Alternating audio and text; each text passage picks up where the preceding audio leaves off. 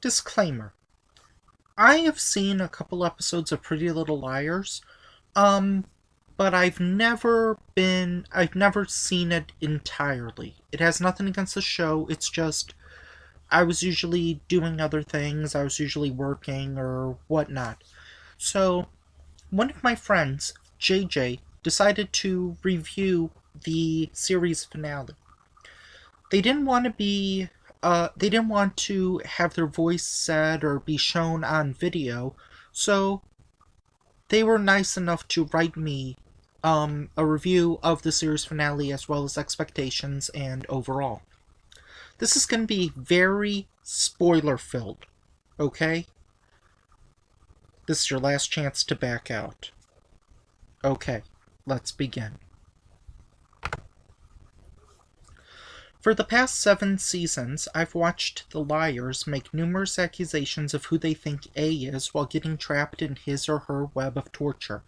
Now that the series finale is here, we will finally see the whole truth, or at least I hope we will.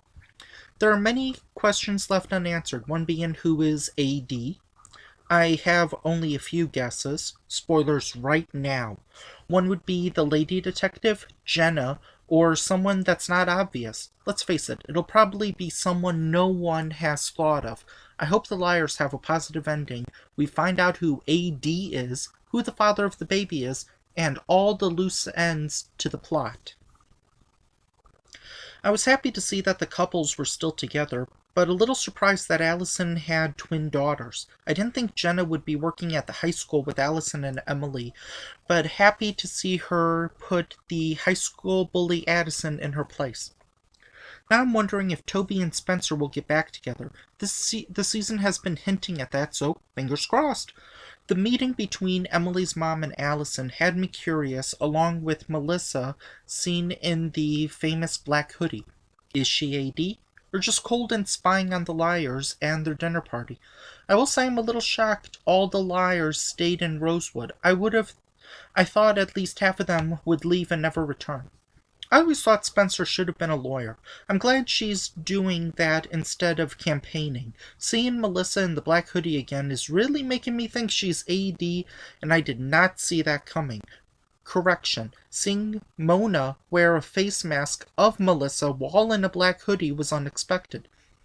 How does that explain the scene with her and AD in her room at the mental institute? Wait, now AD is threatening Mona? Okay, so that theory is debunked. Arya is now worried Ezra won't want to marry her because she can't have kids. We all know he will in the end. Seeing Spencer call Mary Mom is a little creepy. But it was nice hearing Maya being brought up again. She hasn't been mentioned since the first couple of seasons. I was kind of surprised Allison proposed to Emily. I would have thought it would have been the other way around, but happy to see that they're now engaged. I'm a little curious to know if Toby is still a cop or if he's doing something else now. Now, I understand why Mona is working with AD. He or she helped her escape from the mental institute. Spencer has a twin? No way! Okay, that was a great twist, and explains the weird double Spencer scene. The lengths Mary, Drake, and Alex, the twin, went through to kidnap Spencer has me thinking that they're working together as AD, and now Alex wants to take over Spencer's life? Very A-like. I thought Arya would have picked out a different wedding dress. It seems too grown up and not her style. I guess Alex got some of Mary Drake's craziness. It's nice seeing Mary and Spencer trapped together and not Mary and Alex working together. But how is it that Mary knows the code to Spencer's room? That's kind of suspicious. I'm not so sure she's as innocent as she claims to be. Ezra is trapped too? How? Why? Wait, Alex is AD? I did not see that coming. Archer knew Charlotte and Ren? Did that start everything? I guess crazy does run in the family. The liars are back at it again, piecing all the clues together. But how they got to the theory of Alex being AD seems a bit forced. It doesn't feel like they came to that conclusion by chance, but more like to keep the plot moving along.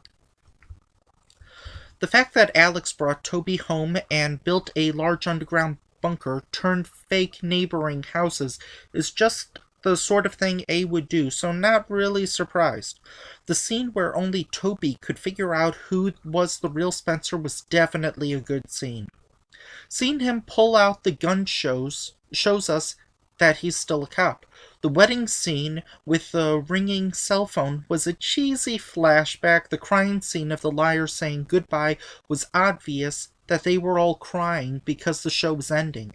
Seeing Mona in France with the dolls in the dollhouse was unexpected, but seeing her keep Mary, Drake, and Alex was weird. It seems as though they should have given Mona a slightly different ending. The end scene with the new Pretty Little Liars was really cheesy. I feel like the ending should have been different.